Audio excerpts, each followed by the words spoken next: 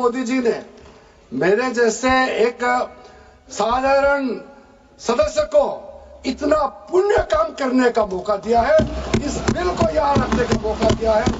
करोड़ों करोड़ों गरीब मुसलमान पहले दुआ देने वाला है, दुआ में अकेला क्यों लो, ये दुआ आप भी लेना चाहिए। इस बिल को समर्थन दीजिए, ये मेरा अनुरोध है अध्यक्ष महोदय।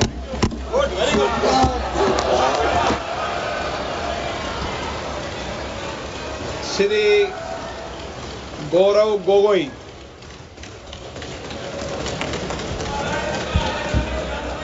आदरणीय अध्यक्ष महोदय, पहले तो मैं आपका संरक्षण चाहता हूं।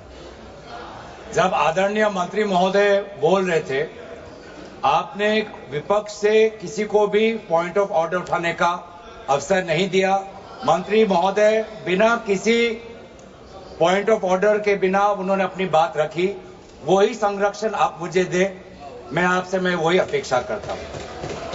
मंत्री महोदय ने अपनी पूरी बात रखी, आपने उनको कुछ नहीं कहा। उन्होंने राजनीतिक आरोप लगाए, उन्होंने हाउस को मिसलीड किया, आपने सुना।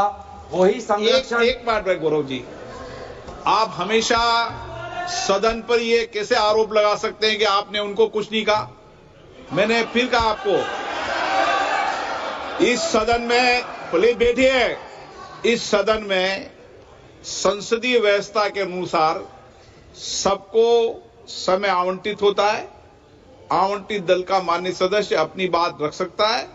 जब मैंने व्यवस्था दे दी कि कोई माननीय सदस्य बोलेगा, उसके बीच में आज शून्यकाल पॉइंट ऑफ ऑर्डर नहीं दिया जाएगा तो नहीं दिया जाएगा। माननीय गौरव को कहिए। अध्यक्ष देखिए, शुरू हो गया सर। आप दे रहे हैं अनुमति, आप अनुमति दे रहे हैं सर। आपने हमें अनुमति दी, आपने अनुमति दी हमें। एक मिनट बैठिए। हमारे सर इन्होंने हम शांति से सुनेंगे। अरे सुनो, ये अपना भाषण देने से पहले इन्होंने मिसलीड किया बोला। आप सर ये कोई तरीका सर।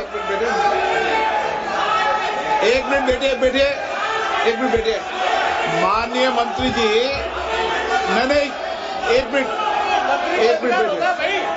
बैठिए, एक मिनट, ठीक है, बैठिए, एक मिनट बैठिए। मैंने माननीय मंत्री जी को आपके भाषण के टोकने के लिए अलाउ नहीं किया है। वह आपने तो भाषण शुरू नहीं किया था, नहीं शुरू करने वाले थे। वह दूसरे विषय पर अपनी बात करना चाहते। आपके भाषण को नहीं काट रहे आप। नहीं, आपके भाषण वो तो अपनी बात कोई दूसरे विषय पर रखना चाहते हैं। मेरा सर इतना कहना है कि हम लोग शांति से बैठ के सुनेंगे। चर्चा का पूरा टाइम तय हो चुके हैं, हम लोग नोट करेंगे, सबका बात सुनेंगे। मेरा सिर्फ इतना अनुरोध है कि जैसे कि माननीय सदस्य कहेंगे कि मैंने मिसलीड किया, तो कौन सा पॉइंट मिसलीड किया वो बता दे। ऐसे आप आरोप ना लगाए, मेरा यही कहना है। आप तर्क बताइए कहाँ मिसलीड हुआ पॉइंट। अध्यक्ष महोदय, जो इन्होंने 2013 यूपीए गवर्नमेंट के संदर्भ में कहा, पूरा का पूरा मिसलीडिंग है, झूठ है। और हम डिमांड करते हैं कि वो ऑथेंटिकेट करे, हम डिमांड करते हैं ऑथेंटिकेट करे। इसीलिए बार बार इन्होंने आरोप लगाए, बार बार इन्होंने भ्रम फैलाया। आप इसीलिए हम भी अपनी बात रखेंगे, कृपया आप भी सुनने का धैर्य रखिए। अध्यक्ष महोदय, मेरा भी सौभाग्य है कि पिछले सदन में मैं अयोध्या राम मंदिर पर अपने पार्टी का मैंने अपना व्यू, अपने पक्ष रखा, और आज वक्फ संशोधन 2025 पर अपनी दल का और विपक्ष की तरफ से अपना पक्ष रखा। और अयोध्या राम मंदिर में भी और आज के वक्फ के संशोधन में भी मेरा एक ही मार्गदर्शक है, वो है भारत का संविधान। भारत का संविधान जो कहता है कि हमारा भारत में हर व्यक्ति को सामाजिक, आर्थिक और राजनीतिक न्याय, विचार, अभिव्यक्ति, विश्वास, धर्म और उपासना की स्वतंत्रता, और साथ साथ में यह कहता है कि व्यक्ति की गरिमा और राष्ट्र की अखंडता सुनिश्चित करने वाली बंधुता। ये बिल आज इस संविधान के इस जो मूल जो ढांचा है उस पर आक्रमण है, और इनकी जो पूरा जो भाषण था वो हमारे संविधान के इस मौलिक अधिकार पर, हमारे संघीय ढांचे पर एक आक्रमण था।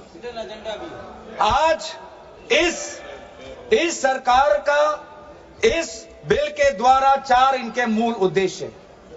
पहला मूल उद्देश्य है कि संविधान को कमजोर करना, टू डाइल्यूट द कॉन्स्टिट्यूशन। इनका दूसरा उद्देश्य है भ्रम फैलाना, to defame the minority communities of India.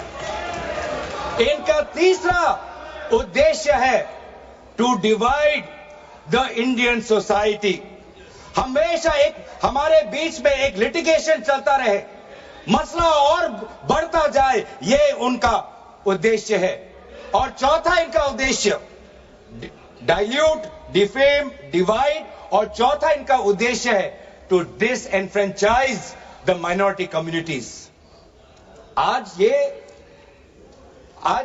Minority communities के प्रति अपनी संवेदना जता रहे हैं। सर, कुछ हफ्ते पहले देश में विभिन्न जगहों में लोगों ने ईद की शुभकामनाएं एक दूसरे को दी, और क्या आपको पता है कहां इनकी डबल इंजन की सरकार ने लोगों को रास्ते पे ईद का नमाज भी पढ़ने नहीं दिया। और ये बात